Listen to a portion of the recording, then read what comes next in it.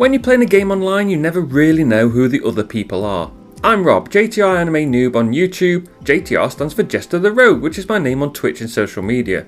On this channel I learn about and review anime with minor spoilers, but I don't go too deep into the plot or spoil the ending or any plot twists. Having said that, for this anime, episode 1 has a fun reveal about halfway through, so if you don't want it spoiled, I suggest you end this video and go watch/read it. This is another anime that sounded interesting from the title and the synopsis, and you thought there is never a girl online. So our main character plays an MMORPG called Legendary Age, and was misled online by a guy pretending to be a female character.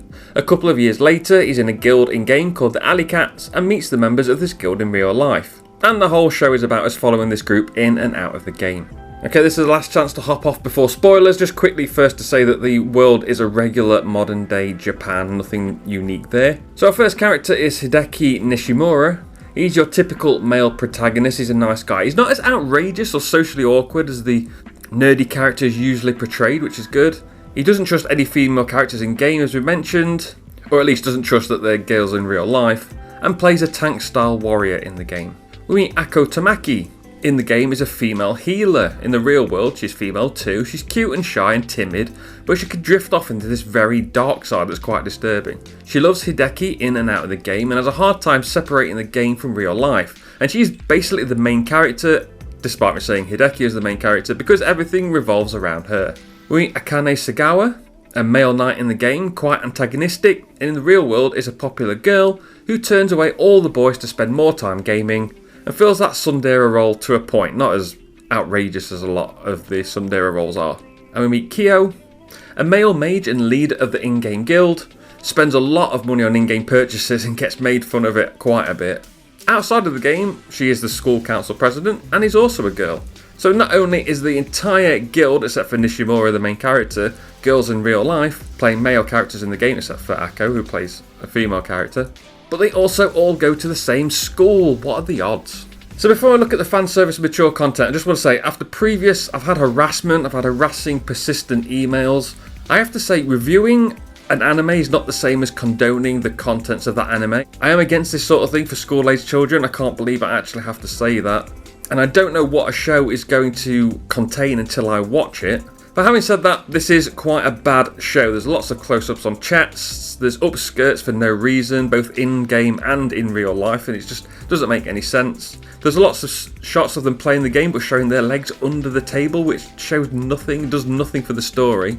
Purely there to help people get off, and it's a bit weird. They of course have the obligatory episode where they visit an onsen, and they also watch fireworks on the beach, which gets those three things you see in a lot of anime: visiting an onsen, visiting the beach, and watching a fireworks show. You get them all in one episode, which is handy. Of course at the onsen it's really bad, and there is one really bad episode where the girls are in a bathhouse. They're only covered by a small group of bubbles and thin strands of hair, and it's really bad. It really fails I call it the what are you watching test, where if you can imagine you're watching the show and somebody comes over your shoulder to watch what you're watching, how embarrassed are you going to be? And for this one, I've got to say, I'll be very embarrassed. It's persistent and it's just not needed. But having said that, going on to the animation, what it contains, it looks nice. Initially I thought it looked really bad, and then I realised that it turned out to be in-game graphics, which is why it looked bad. The look in-game, the look in real life, and the look when they're playing the game on screen, so their on-screen characters all look different, which is really cool. The fantasy parts, the sort of the in-game parts, look like a slightly downgraded Solo Leveling in style and movement, which I thought was interesting. And of course they go to this sort of minimalistic chibi style for flashbacks and some extreme emotion scenes, as you would expect. As for voice acting, Nishimura is quite normal. Had to check it wasn't Topher Grace, sounded a lot like Topher Grace, so I did check IMDb to see who it was. Tamaki is soft and high pitched and has that dark voice which he drifts off into this dark side, which is quite good fun. But even that dark voice is still a bit soft and slightly high pitched, but very scary. Sagawa is often very angry, but not too shouty and screamy. It's not too painful on your ears. And Kyo and the rest are all very normal. And also this show does something where they use silence for comedy, where somebody will say something and everyone will stay quiet. Normally somebody will overreact or they'll immediately reply with a line of dialogue, and this time they're just using silence, which really works for the comedy. And its intros and various outros are all quite average, all very standard. Sorry to Loose Twinklewink, who sings the intro. Great name. Well, what did the community think of this show? It's rated 4.4 out of 5 from 22,000 reviews on Crunchyroll. The reviews on Crunchyroll are still being removed from the site, so I can't see what people think. It's rated 6.4 out of 10 on IMDb, saying it's funny and the romance element is sweet, but the plot is very thin.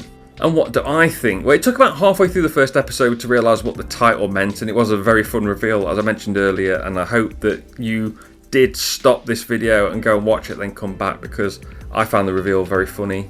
The show itself is very funny, some really good lines and comebacks. As I said, that silence used for comedic value worked really well. There was one fourth wall break for comedy. I think I only saw one, and it was very good. I wish they'd done it a bit more. It has a post-credit scene voiceover, which is very funny. Every single episode is different, and every single episode it was really funny. The episodes are given level numbers, which is quite cute. And the characters in-game change to match their real-life form. So when you start off and you think they're male characters, they appear as male. And then once you find out they're female, they change in-game to look female, which doesn't really make sense. They should have stayed male in-game and just had this distinguishing feature like the different hair colours and stuff, so you still know who is who. But they chose to just change the characters in-game, which doesn't really make sense. And the last couple of episodes drag a bit. It wasn't a very clear ending. I didn't really like the last few episodes, but overall it was okay. It's very similar to Gamers plot-wise, my episode 8, I think, of this series. You know, a game club with relationships to manage, but this one has a lot more to do with the in-game aspect. Now, my favourite episode is episode 9. Unfortunately, it is the episode with that bath scene. You remove that bath scene, this episode is great. It's called I Thought If We Stayed Over, We Would Get Along Better, and it's where all the girls have a sleepover, and it is very funny. As I said, it's just got that poorly done bath scene. Not good.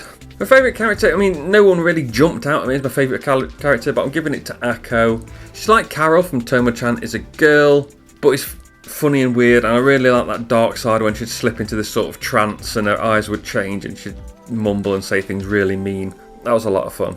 What would I rate this? I'm going to rate it 3.5 magic staffs out of 5. It was pretty good, but I'm going to minus 1 whole staff for the gratuitous and pointless nudity, the under-desk shots, the shots with breasts in the foreground for no reason when the person in the background's talking. It was gratuitous and completely unneeded all the way through, so I'm just going to knock it down from 3.5 down to a 2.5 just for that.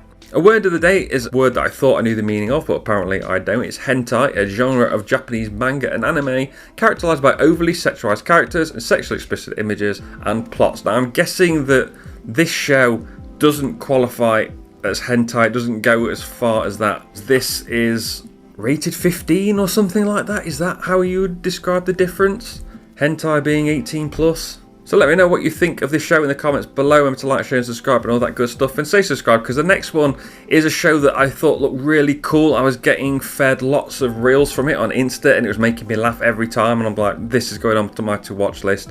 And I'm going to watch it next. So see if you can guess what that is in the comments. Thanks for watching, and I'll see you soon.